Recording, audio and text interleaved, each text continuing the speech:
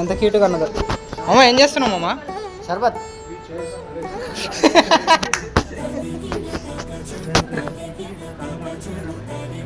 అంతేమమ్మా. యోగి bye hi చెప్పు sir. ఈడాడు అమ్మ hi చెప్పు సార్. రే ఏం సినిమా అమ్మా?